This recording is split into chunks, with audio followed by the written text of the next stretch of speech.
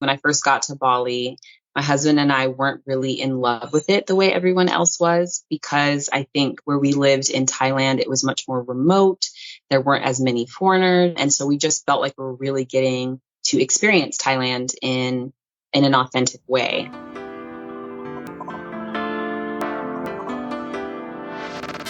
Hey everyone, welcome to Flourish in the Foreign, the award-winning podcast that celebrates, elevates, and affirms the voices and stories of Black women living and thriving abroad while exploring living abroad as a pathway to wellness. I'm your host, Christine Job, a Black American woman with Trini roots, currently living and flourishing in Spain. I am not only a podcaster, but I am a business strategist that helps Black women and women of color leverage their talents and their expertise into viable and sustainable online businesses that make them professionally fulfilled and financially abundant while they pursue their thriving lives abroad. Welcome back to the podcast. If you're new, welcome to the podcast. I'm so happy that you're here. We've got a lot of things going on with the podcast and the platform until the end of the year. If you're listening in the future, currently it's 2022. So if you want to stay up to date with everything that's happening with Flourish in the Foreign, be sure to go to flourishintheforeign.com, join the newsletter, and then open my emails when I send them to y'all. Okay? Go ahead and open those emails and you guys can get all the information for Move Abroad with Intention course, which is launching again soon, for Build a Business Abroad group coaching, for the masterclass, and for some really interesting things that are coming up soon. So if you want to learn more about some of the products and services I offer, if you want to chat with me, which I'm actually thinking about having a meetup, y'all let me know if I should have a meetup stateside, because I am coming stateside pretty soon. Would y'all be interested in that? Let me know. And remember that I am going to be doing an Ask Me Anything episode this year. So ask me something, y'all. Some of y'all have asked me, but ask me. You slide in my DMs, just go ahead and ask me a question. There's truly no question that's silly or ridiculous when it comes to not only moving abroad, but actually flourishing abroad. Because if you've had it, plenty of other people have had it. So be sure to ask me your question. You can ask me the question by sliding in my DMs, Twitter, Instagram, leaving a comment in YouTube, which you guys have been doing a lot, which I appreciate. Definitely check out Flourish in the Foreign on YouTube. You can also go ahead and just email me. Email me your question, reply to the emails that I send out, and ask me a question. All right? Now, y'all know this award-winning podcast is a labor of love, but y'all know it, labor nonetheless. So please support this here podcast if you like it, if you love it. You can support the podcast by buying me a coffee at buymeacoffee.com/flourishforeign, by purchasing the Move Abroad with Intention guide, the Build a Business Abroad guide, or any of the great products and services that Flourish in the Foreign and me, Christine Job, have provided for you guys. And please be sure to leave a review for this here podcast if you like it, if you love it. Rate it 5 stars and leave a review on Apple Podcasts, Spotify, Google Podcasts, anywhere that you listen to podcasts. It actually really does make a difference. So please go ahead and do that. And of course, continue to share the podcast, which you guys are really great about, and I love it so much. Please continue to share the podcast with your friends, your family, the colleagues that you like, only the ones that you like. The ones that you don't like, no, that's okay. They don't need it. Just kidding. Just continue to share the podcast. I really do appreciate it. And with that, let's get to this week's episode.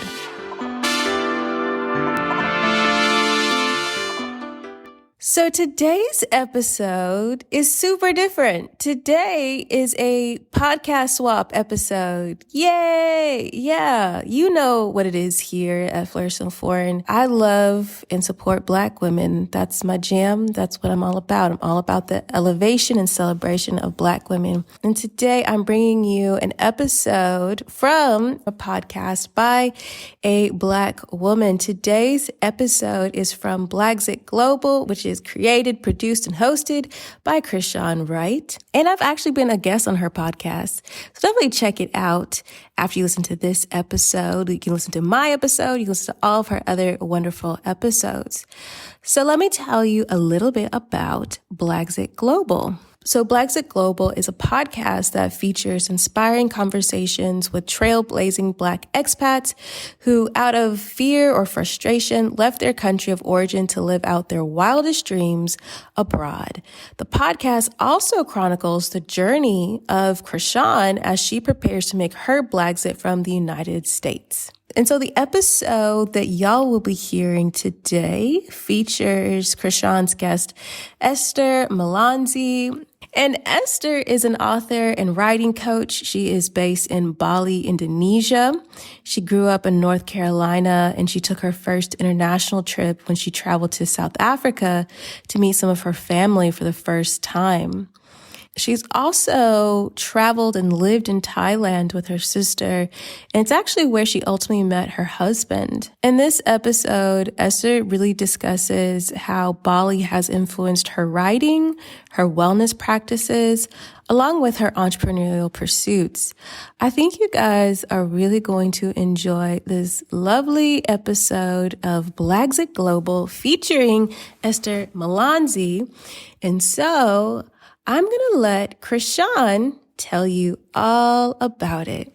I am super excited for this episode of the Blaxit Global podcast. And if you've been listening for some time, you might be familiar with my next guest. Esther Melanzi is a writer, creative, poet, tiny fiction writer, cat mom, space holder, rest advocate, coach, and wife. Her passions are bountiful. And in addition to all that, she's my accountability partner. And I am so excited to have her on the show. Welcome to Blaxit Global, Esther. Oh my gosh, Krishan, thank you so much for having me here. I'm so excited and a little nervous, but I'm really grateful for you for hosting me, and I'm so happy that we're accountability partners. And yeah, I'm excited. Oh, yay. And what I did leave out was that you are joining from Bali, Indonesia, which it makes our accountability partnership even that much more fun since we have a 13-hour time difference. Yeah. So you're going to hear some roosters probably as we're chatting, and probably little kids running around because of the neighborhood that I live in. But that's just part of the texture. Yes, yes, yes. And I can't wait to one day go when it reopens. I'm excited about this conversation, particularly because while we have been accountability partners for a few months, this is really our first real opportunity to dive into your backstory. I know you grew up in North Carolina. Now you're in Bali, as I mentioned. Were you guys a traveling family? I just want to know a little bit about what it was like growing up. Yeah, so my story actually begins before North Carolina. I grew up in North Carolina, and that's where I was raised. But I was born in Salt Lake City, Utah. Half my family is Mormon. The other half of my family is Christian and Catholic.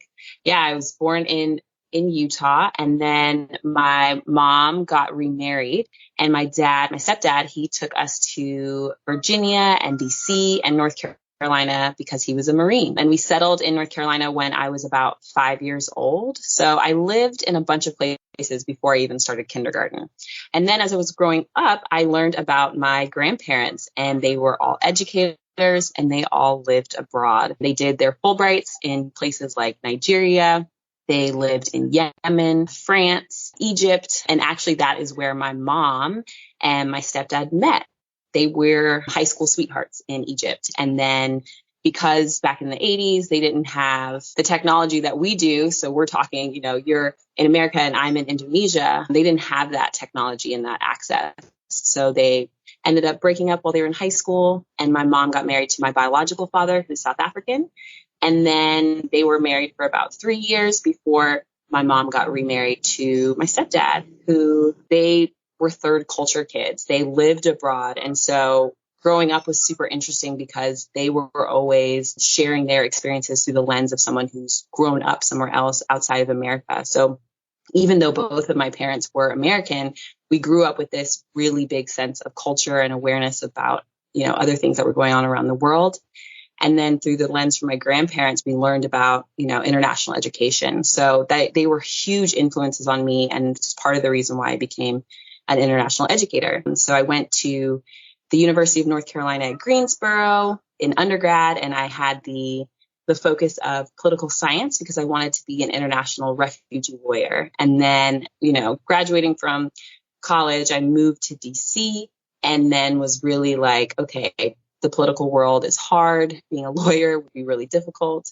The politics were really trying, but I knew I still wanted to be abroad and I still wanted to make an impact. So I went back to school. I went to Florida State for my master's in international education development. And that's when I applied to do the Peace Corps. And I actually got it, which was really exciting and really big, but they put a medical hold on me. And so I wasn't able to go with my class. And so then one of my professors shared with me that I could apply for a Fulbright. And I heard that term before, and I didn't realize it was because my grandparents had all done one. And so when my professor shared that with me, I was like, okay, this is really awesome because you get to go, you can kind of choose where you want to go. Whereas the Peace Corps, they send you to a place. You can ask for a preference, but a lot of times they don't necessarily let you know where you're going until the last minute. Whereas with Fulbright, I was able to specifically ask to go to South Africa so I could learn more about my heritage because I didn't grow up knowing my biological father. So I got accepted. And in 2013 is when I got accepted and I met my cohort of 10 amazing individuals. And we all moved there in 2014. And that was my first lived abroad experience. And I lived there for 10 months. This incredible house in Vereeniging, South Africa, which is about 40 minutes south of Johannesburg. My Fulbright was about 10 months. While I was there, half the time I was working, doing leadership and literacy workshops at a local FET college, which is kind of like the equivalent of a community college for us in America. Then the other half of my time, I was meeting my family. So my biological father had already passed, but I got to go to his grave and meet my siblings. I had a brother named Rogers and a sister named Elizabeth. And when I went up to our hometown of my family, they had this amazing, massive welcome home party for me. There was like 50 relatives. They had shirts on. It said welcome home, had my name on it. I mean, it was like out of a movie. I was just bawling the whole time. And really, it was hard for me to even process what was going on. But then I got to go to my father's grave and really dealt with a lot of healing. And I started journaling and blogging about my experience. And it's actually when I fell back in love with writing. And I entered a 3-day writing competition with my housemates. I really started writing about my story, and I really started writing using magical realism, which is the genre that I love the most. My Fulbright is coming to a close at the end of the 10 months, and I'm like, there's no way I can go back to America. I mean, the way that I started to see things differently and started to appreciate different ways of thinking and different ways of living. And I was not ready to go back. So I started looking for jobs in other places. And my sister had just finished her Teach for America program in Hawaii and was also looking to move abroad. So she got a position in Thailand. And so I decided to look for a role in Thailand as well. I found a position at a really small, intimate kindergarten and after school program. And so I applied for there, even though I'd never worked with young people in that way. I was a nanny for a brief stint in New York before I moved to South Africa for my baby cousin, but that was the extent of my early childhood care and education. So, but I went for it because I really loved their ethos and I really was looking forward to being in the same continent as my sister, Zuri, and then also, wanted to try out a new place. So I got the role. And my friends and I did a brief stint in India before we went our separate ways. And then I moved to Thailand. And so South Africa was my first time living abroad, but I went with a group. I went with, government support, and I went with a lot of structure. And then moving to Thailand was really when I was kind of going on my own. Even though my sister was going to be there, like, we were having to navigate everything for ourselves. And what we found out when we got there is that Thailand is massive. So we had no idea how long Thailand was. And with the role that she took, she was doing a teaching certification for ESL. She had to do a training in Bangkok, which is kind of in the center.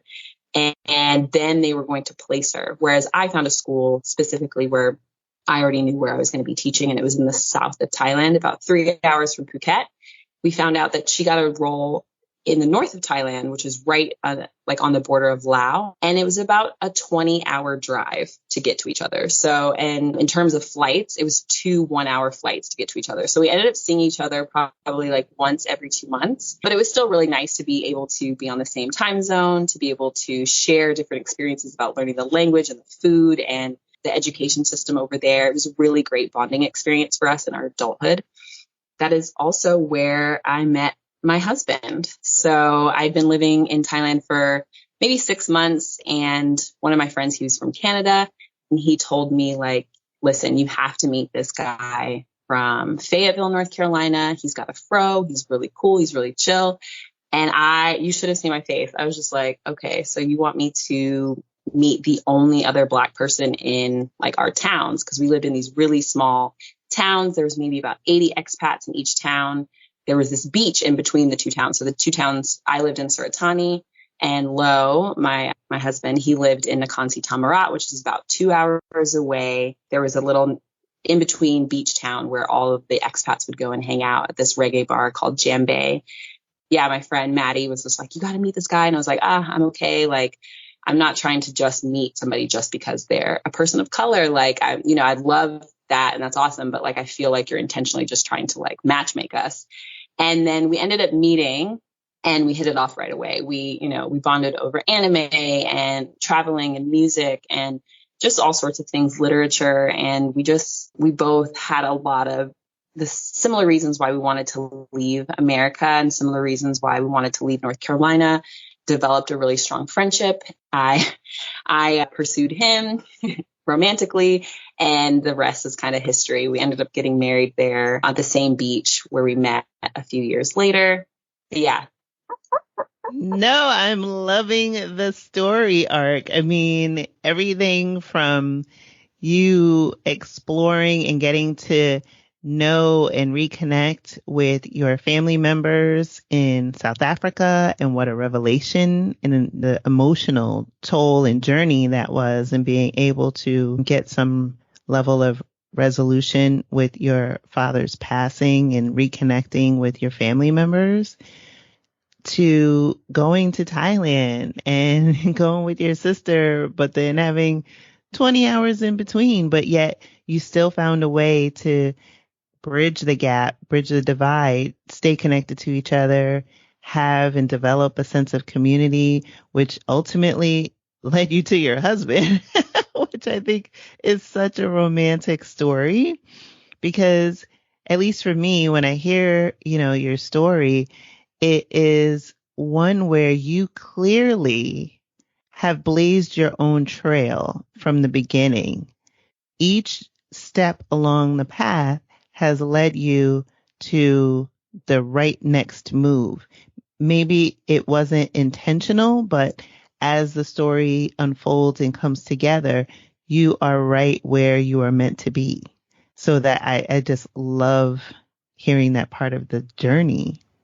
I love the way that you phrase that and put it back about the different steps, maybe not always being intentional or not always knowing where I was going to end up. But it's funny, when I was looking for a job in South Africa before I got my job in Thailand, one of the things I did was I applied for this grant, or this kind of like retreat, I guess, this memoir writing retreat in Bali from this guy, Mastin Kipp. I don't know if you ever followed him, but he used to send out these emails called The Daily Love. And I used to follow them all the time. And he was, hosting this writing retreat in Bali. I wrote this like whole thing about, like my story and why I would want to come to Bali, where I live now, to write. And it was funny because I came across that email a couple months ago and I was like, whoa, I'm actually doing this thing that I wanted to do. And I gotten accepted into the program, but at the time I couldn't afford the investment. Now I'm living in like the jungle in a house, and I'm a full-time writer and writing coach. And I'm like, this is so cool. Like how full circle that is. Yes, yes, yes, yes, yes to all of it. I mean, what for you is we keep coming back to writing and the power of writing and the power of writing your story. And that's everything from journaling exercises to, what you've done at times, with me and, creative prompts. Can you talk a little bit about that and how powerful it is? As I know you're a writing coach. So talk a little bit about the power of storytelling and why it's important, because I want people who are listening to this conversation to understand that their story is being written even as they think about where they're going to move, or even if they've made that move, like everything builds on something else. So can you talk a little bit about that? Yeah, of course. I think there's just something super magical about pen to paper, especially when it comes to understanding yourself. And we all have, these inner critics in our lives that, tell us not to do things or really like kind of put obstacles in our way because they're really fear-based. But I find that when we're journaling and when we are just being really honest with ourselves and we're allowing ourselves to show up in a way that just lets us really express how we're feeling, even if it's a little bit more dark, it's coming back to that allows you to really see patterns and to learn about yourself and to kind of cultivate different habits. So I found The Artist Way is a book I listened to when I was living in Thailand. I would walk to work every morning, and it was maybe like a 15-minute walk. And so on the walk, I would listen to the story by this woman, Julia Cameron, and she talked so much about morning pages. When I was living in South Africa the year before, I was writing, and it was just very, I would say, like eye-opening and grief-driven and like a lot of forgiveness and healing. But it was very sporadic. There was not like a lot of intention behind it besides sharing with my family members back home. And then in Thailand, it started to elevate and become more of this, like, I can actually really use like the jumbled thoughts in my head as a roadmap to understanding myself. And so I started a morning pages practice, which is, as soon as you wake up in the morning, maybe you make a cup of coffee or maybe you meditate quickly, but she suggests that you really just like write down everything that's in your head, not censoring, not editing yourself, and letting it all just be on the page. And that it's just like this way of getting out the noise. And so usually in the morning when you wake up, you're like, oh, I have all these things to do. And like maybe the dread or the anxiety starts to set in. But when you write it down on paper, a lot of times it takes away the edge. It makes it less big. And then the second part of morning pages is you're meant to not actually read them for 2 weeks. And that's because it gives you space from it. So when you go back to read it, you actually don't feel the same attachment to your words or your emotions or experiences. You can just learn from what you wrote down, especially because you're not censoring or editing yourself. And a lot of times because of what we've been conditioned to by either our peers or educators or what we've seen in the media, a lot of times we're not actually allowing ourselves to be honest with ourselves on the page because we think that we need to be super positive in order to get through something. So sometimes instead of just sharing like that you're going through something pretty crappy, you're just like, oh, well, this happened, but I'm okay, or I'm going to get through it, which is fine and great, but you're not allowing yourself to really release what's in there. And so that it finds a place somewhere. It starts to fester, or it starts to become burnout or stress or physical ailments because you're not allowing it to be released in a natural way. So that was a really tremendous shift for me. And I started doing on my walks. I wasn't actually ready to write every day. For some reason, I had a lot of hesitation around that and resistance. So what I did is I voice recorded myself on my walks, 15 minutes, I would just talk to myself, not edit myself, not censor myself. And then 2 weeks later, I'd listen to it and I'd start jotting down things that I noticed, or maybe like my intuition was telling me something and I would be able to see like, oh, wow, my intuition told me that and it actually happened. Or I'd be able to see, I feel this kind of way every time I'm around this specific person. And I wouldn't have noticed it if I hadn't started to listen back or start to read back on my own thoughts. And so then that transformed a bit. And I met a woman who I lived with and worked with. Her name was Christine. And we talked about the culture of connection as an expat. And for us in the town, everyone who was connecting was mostly connecting by going to the bars or getting drunk or, smoking, or there wasn't a lot of growth that was happening. There wasn't a lot of depth that was happening. And we really both talked about stories that we wanted to tell and like different creative pursuits that we had. So we decided to start meeting weekly to kind of cultivate that space for ourselves. And we called it the Warrior Writers. And we invited other people, but for the most part, it just started out with just the two of us. And we met each week and we started out with a couple prompts and creating things for ourselves. And then eventually became pretty big. And we had a group of people who came every week.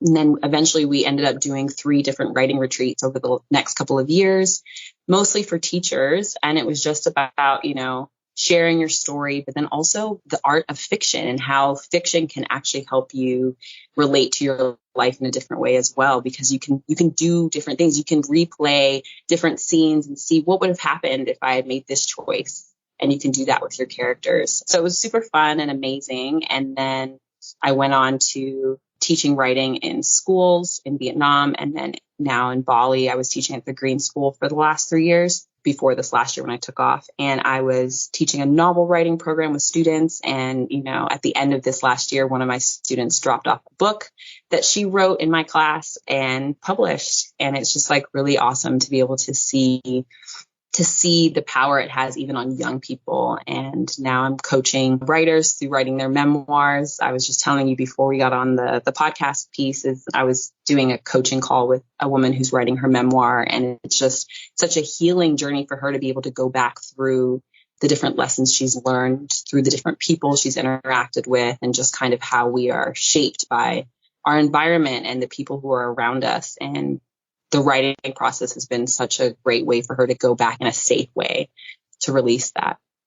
That is so powerful. You talked about like going on your walks and doing the record. And I love the exercise that you really spelled out, because it is an actionable and tangible tool that anyone can utilize to clear their mind, clear the space, and get distance from the things that are in our head. Because as human beings, a lot of suffering comes from attachment. How has Bali enabled you to really flourish? Because you talked a little bit about, the environment and being able to like unlock the writing. Do you find that just being in Bali, the sounds, the smells helps? Or tell me more a little bit about that. Ooh, girl, Bali has brought me on its own journey. So it's interesting, when I first got to Bali, my husband and I weren't really in love with it the way everyone else was, because I think where we lived in Thailand, it was much more remote. There weren't as many foreigners. And so we just felt like we were really getting to experience Thailand in an authentic way. And when we got to Bali, we were super excited because we only really knew about it because of the Green School. And I'd heard about the Green School when I was in grad school, and it's a school for sustainability. So we were really excited mostly for the school. And so when we got here, we were really shocked by how much the tourism industry impacts the livelihood of the people here in Bali. And it was a little disconcerting for us at first. So it took us a while to, I feel like, really fall in love, because we really wanted to embrace the community of teachers we were working with. So we lived in Ubud first. And then we lived down in Canggu. Ubud is more of like the cultural center, closer to the jungles. Canggu is more of like the beachy areas. You've got a lot of surfers. There's some partying. So we lived in both areas to kind of get to know like the different people in our community, to kind of figure out where is the best place for us, because both of them are about 30 minutes from the school. And it wasn't until our second year when we decided neither of those places were actually for us. And we moved to a local neighborhood where there's not really that many foreigners at all. And we're about 10 minutes from the school. We can bicycle to a rice field, which I've done. I think you've seen on my lives, I've done a couple of showings of that. We're about 30 minutes from the beach where I go kayaking.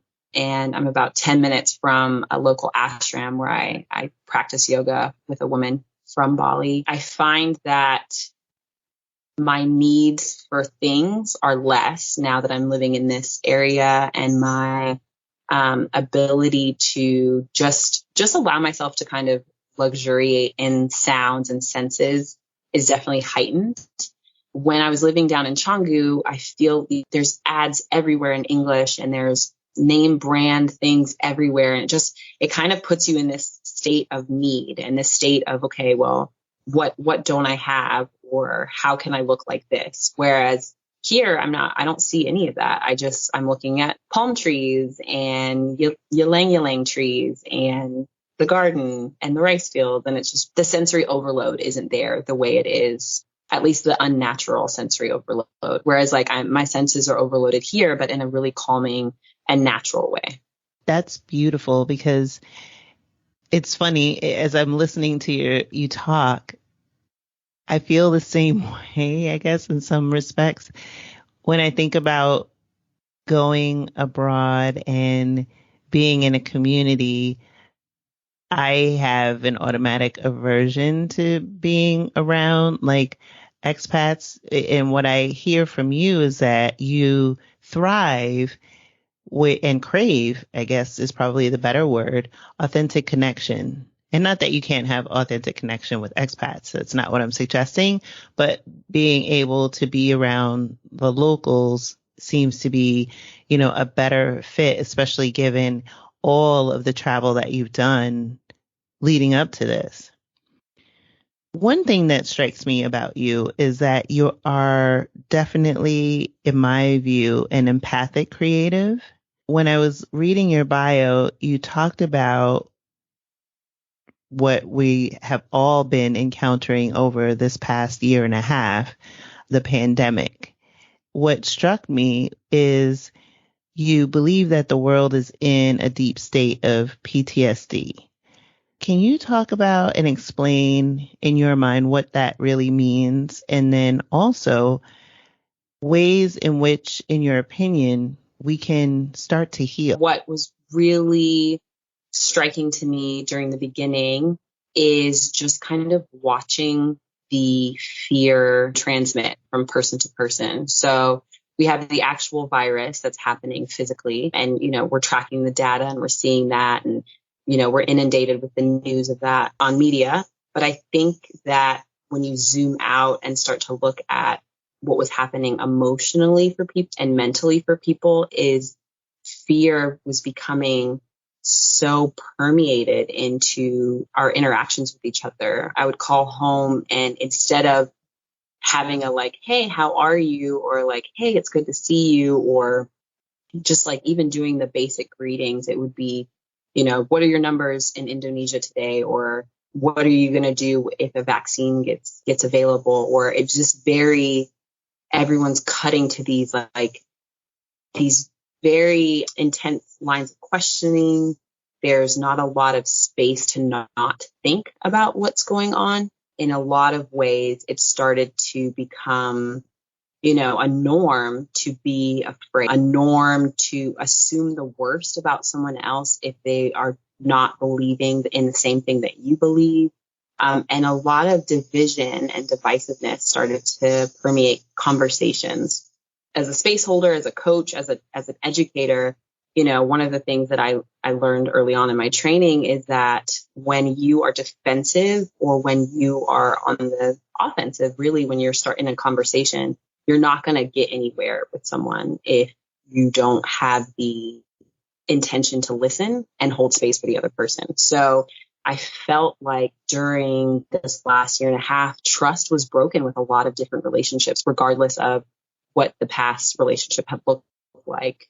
As human beings, we are we are, community oriented beings. Like, as much as I love isolation and my rest and things like that, like connection and communication and community are things that, they help us to thrive. And we are not individuals. We are not able to survive without each other. And so I think that this has been a really intense time for a lot of people, because it's isolated people not only physically, but also emotionally and mentally. And there's been a lot of, hatred that's been building up. I think that one of the things that's really important is to turn off social media and not look at it all the time, because we used to be in a way where you would find out the news, but it wasn't constantly coming at you. And so you had time to process. You also had time to step away from it and release it.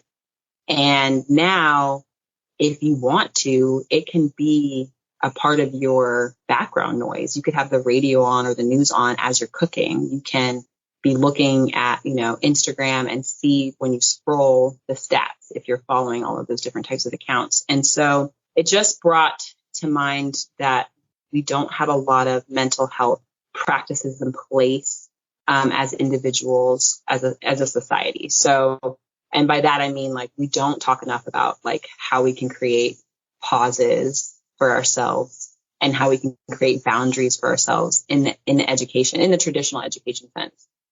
Places like Green School and different forest schools and different schools that focus on mindfulness do really try to incorporate ways for kids to regulate their emotional well-being and mental well-being, but that's not something that is the norm at the moment. So a lot of people are left really in reactive, trying to respond and trying to heal themselves after the fact. Whereas I think that moving forward, what's really important, especially as we're in this huge transition phase, is focusing education on how to help kids learn how to create boundaries for themselves and learn how to create emotional, toolkits where they are able to understand their own emotional patterns and how it differs from others, and how their interactions with the world is going to affect them as they get older. A lot of us, I feel like, when you look at memes about millennials, it talks about this really stressed out generation. And I think that we also have this like really huge awareness that I feel like generations before us didn't really have the space or time to say no to things and to kind of debunk the traditional methods of making money and career paths. And I think that this is a really important time to implement, mindfulness practices and well-being practices, and making this like hustle culture a thing of the past, and finding ways to take care of each other as a society versus that competition mentality and like the capitalist mentality and the materialistic mentality, and just really finding ways to do preventative measures versus just always reacting. Yeah, and I hope we all can get to that place. One thing that I have seen as we, continue to go through this pandemic, I mean, you're currently, Bali is in lockdown, but one thing that I see is more of a discussion around mental health. We're seeing it with athletes talking about, performance and the stress. And we're seeing people who are seeking out mental health, even in the form of self-care, taking a pause from social media, taking a pause from their social media accounts in whatever form or fashion, employers giving wellness days. I want to see more of that, because to your point, there is a collective trauma that we've all encountered. Everyone's processing or dealing with it in different ways. And so to shift from that reactionary kind of response to a response that is really rooted in having greater compassion for oneself as well as the rest of humanity will inevitably allow us all to get to a better place and a better space. So I love this dialogue that we've had on this topic.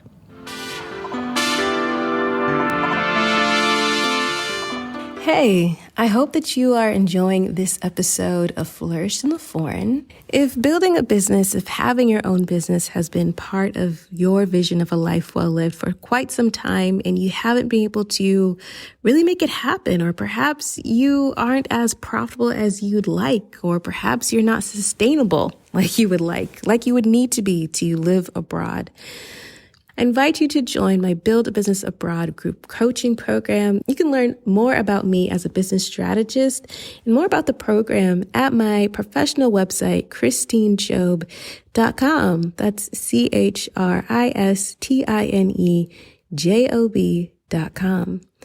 And of course, there'll be links to all of this information in the description of this episode. All right, back to the show.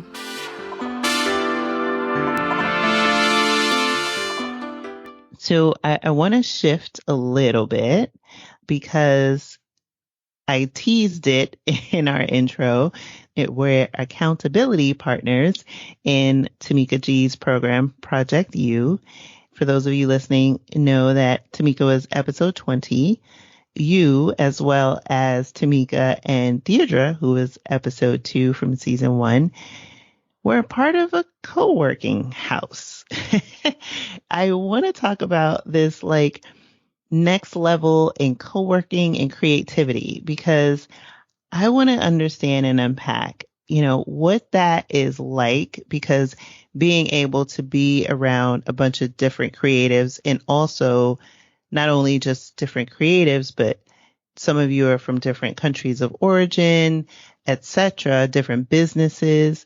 Can you talk a little bit about what that community or what that time was like? So actually, that was probably the coolest thing that I've done in a really long time. And the three of us and Tamika G's business partner, Whitney, we were all in Lombok, Indonesia, which is an island close to Bali.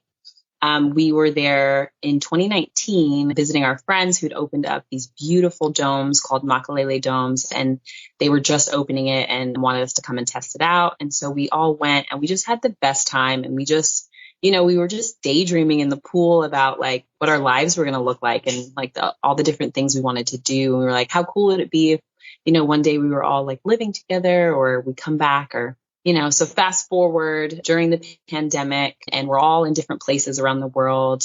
And we started having like weekly check-ins and just kind of like catching up with each other and making sure we're doing okay, and kind of emotional well-being check-ins. And then Tamika recommended that we read this book called May Cause Miracles by Gabby Bernstein. So it had like journaling prompts and meditations, and it was a 40-day challenge. And we did it, and we checked in with each other about magic that was coming into our lives. And then things started to open up again. And we were like, what if, when Whitney and Tamika come back to do some of their work, we get a house together for a couple months and just like create together and make intentional schedules and just like grow together. So that process started in like October of last year. And then it just kind of continued to grow and to mold and shift and shape into what we had was the co-working house. So in May and June of this last year, we lived together down by the beach. We were 6 minutes from the ocean. So we would do daily walks, either at sunrise or sunset. We had a meal prep person. So we would send our meal plans that were mostly created by Tamika G and Whitney G from their Whole Experience Project U. And we would send this to the lady.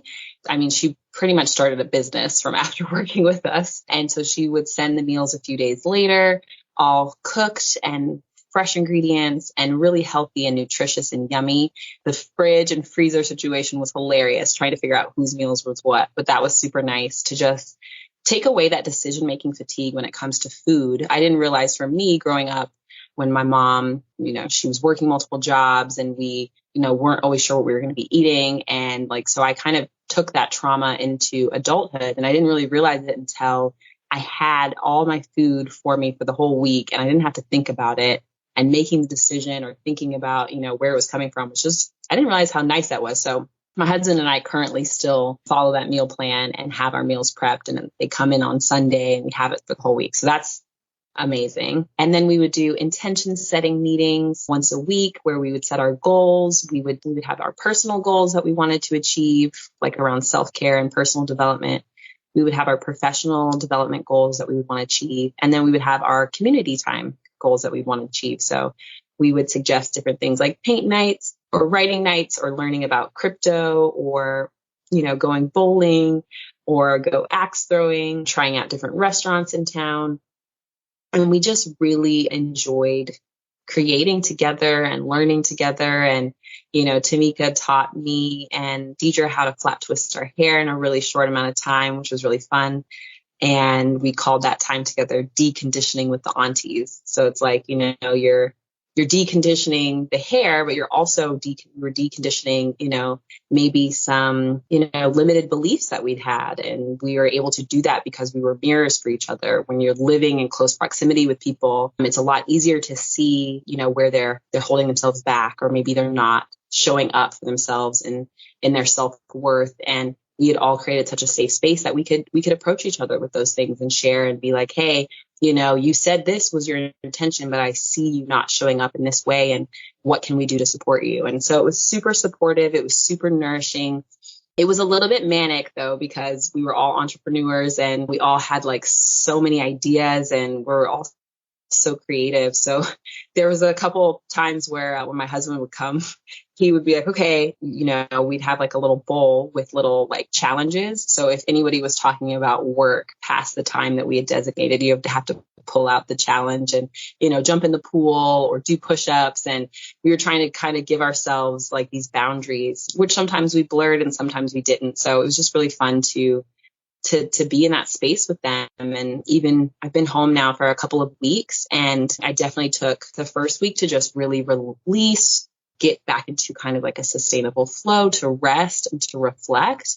And then this last week is just like all of the seeds that were, planted during that time together are just coming to fruition. And, my mind maps all over the house are just next level. So I think it was like a boost in creativity, a boost in self-worth, a boost in community during a time where a lot of people are really isolated. And it was really a nourishing experience. It sounds amazing. And I definitely enjoyed watching all the reels from afar.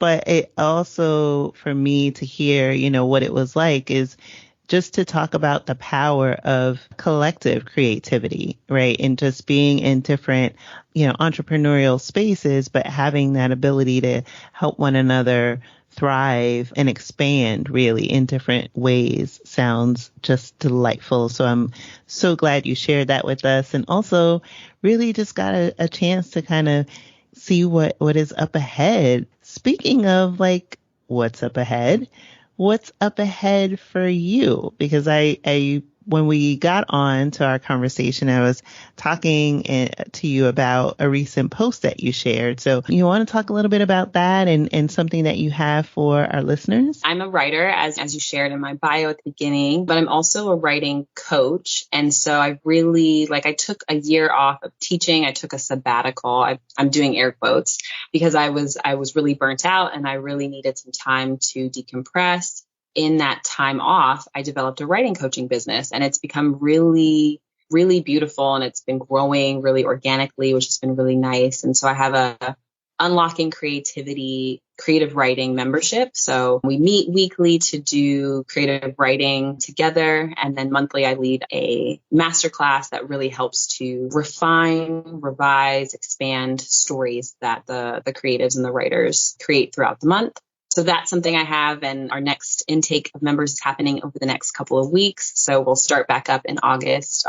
That is one big thing. And then I'm also, when I got back, one of the things that I did was I mind mapped 3 different courses that I'm going to be putting out. And I wrote out 54 lessons, and it just it came easily. So there's going to be a memoir writing course.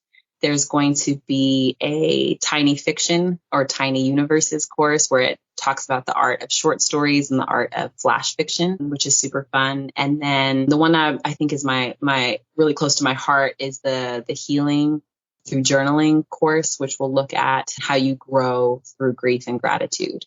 So those things are coming out in September. I also do coaching. I do one-on-one coaching in both education. So I coach educational leaders and teachers. And then I also do writing coaching. So I've been coaching a graphic novelist and a memoirist and a short story writer. And then I also do a little bit of intuitive coaching. So that's more of like life coaching where we work on like mindset, inner critic, and we use a lot of the same tools that I use with my educators and my writers, because, kind of creating a sustainable practice of mindfulness and mindset is actually it's really important. It's really near and dear to my heart as well. But that is closed off until October because I'm at capacity, which is amazing and crazy. And I never thought that would happen. So that's really cool. And I'm really grateful for that.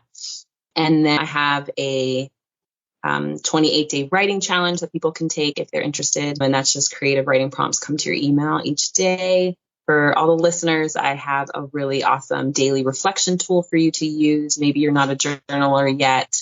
And you kind of need some prompts. It's a great exercise, and you can just take 5 minutes to answer the questions each day, even in the morning or maybe in the evening. There's even a playlist that goes along with it, so you can listen to some soothing music. And yeah, that's what's going on for me. Oh, I'm also writing 3 books at the moment, 2 fiction novels. One's magical realism, one is historical fiction. And then I'm writing a nonfiction book. I'm actually focusing on the nonfiction book at the moment, and it is looking at the cycles of cultivating creativity. Oh my goodness. I am so excited for all of the things that not only are coming down the pike for people who are interested in partaking in your courses, and I know I'll be signing up, but also all of the blessings that come along with that and come your way. For you to have like a full calendar to be at capacity, I love that for you. And I'm so excited, especially like you said, you took that year sabbatical and you like everything, right, was open and available to what would come up, and all of the things that you shared that have happened in the time since is just, for me at least, really remarkable and so beautiful to see it unfold for you.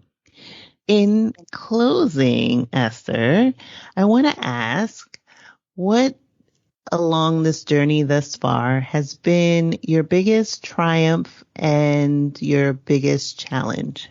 Ooh, great question. I would say that my biggest triumph is actually learning how to set boundaries. I'm a recovering people pleaser, and I'm a recovering hustler for validation. And I would say in the last few years, I have really learned how to say no. I've learned how to energetically budget my time and money. And that has been something that I don't think I could ever have imagined for myself in my younger version of myself. So I'm really grateful for that new superpower. I would say the biggest challenge is honestly being away from my siblings and my baby cousin. I am able to talk to them weekly, which is amazing. But for me, missing out on some of the big experiences because I'm abroad and it's harder to get home all the time is definitely something that I still work through, and will probably work through the rest of my time abroad. Wow. I know that, no matter how much technology we have at our fingertips, there's nothing like that personal connection. So I'm hoping that, things will start to ease and that you guys can bridge the physical distance very soon. Esther, where can people find you? People can find me at estyubuntu.com, estyubuntu.com. And that's also my Instagram handle. I am usually pretty active on my Instagram. I've actually taken the last 2 weeks off, so you won't see anything in my stories until next week. But I have some links in my bio, and on my website, there's access to the membership, the writing challenge, the daily reflection tool. I'm pretty approachable, so if you message me in my DMs or email, I will definitely respond. Fantastic. So I hope everyone that's listening got all that. But if you didn't, I'll be sure to link those in the show notes for this episode. So Esther, thank you so much for being a guest and sharing your remarkable story on the Black Sit Global podcast. All right. I hope you all enjoyed that episode of Black Sit Global featuring Esther Melanzi. Thank you again, Krishan, for doing this swap with me. I really appreciate it. I tell you guys all the time, if you guys listen to any of my IG lives or YouTube, when it comes to business, when it comes to podcasting and being creative, collaboration is the key. I don't just say it, I live it. And honestly, it is just the way to go. Collaboration, we always uplift each other. And I'm so happy to be in community with a group of amazing Black women podcasters. So shout out to Krishan. Thank you so much for agreeing to do this with me. I appreciate you. And for you, the audience, I am going to have some more little guest featured episodes coming to you this year. I think y'all really like it. Let me know what you think about this episode. Definitely drop in my DMs. Let me know if there's podcasts you'd like to hear, or you think maybe I should collaborate with. I'm really open to it. As I said before, I'm a collaborator by nature. That's what I enjoy. Anyway, thank you so much for listening to Flourish on the Foreign and supporting Flourish on the Foreign. I appreciate you. You can always support Flourish on the Foreign by buying me a coffee. Go ahead and buy Krishan a coffee. And if you are interested in Move Abroad with Intention, Build a Business Abroad, or anything else, be sure to sign up for the Flourish on the Foreign newsletter and make sure that I'm not in your spam folder, because oftentimes when I email you guys, it is time sensitive. Like sometimes I'll open the doors to Move Abroad with Intention, but I'll put like a great incentive to it, but you have to act like on that day. And I feel sad when everyone's like, oh, it's in the spam folder. I only read it like a week ago. And can I have, and I'm like, no, because it was only for that day. So I don't want y'all to be sad, because I don't really like telling y'all no, but I gotta say it, boundaries. But if you guys are interested in all these things, you want to definitely make sure that I am in your inbox. I'm not in your spam, especially for these last couple months of the year. I have a lot of really special things for y'all. So if you have been wanting to work with me in any capacity, you'll definitely want to make sure you're on my newsletter list for sure. Okay? FlourishinForeign.com. And remember, it is not about moving abroad, y'all. And it's definitely not about like being abroad, because you could be abroad and be miserable, okay? I got stories, okay? I got stories. It is about flourishing abroad. Yes. So go abroad and cultivate a life well lived. See y'all next time. Bye.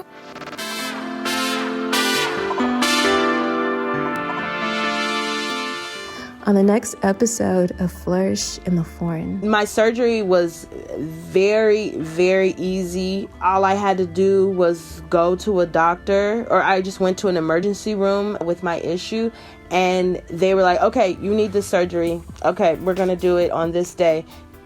Whatever. Like, they don't say, oh, where's your money?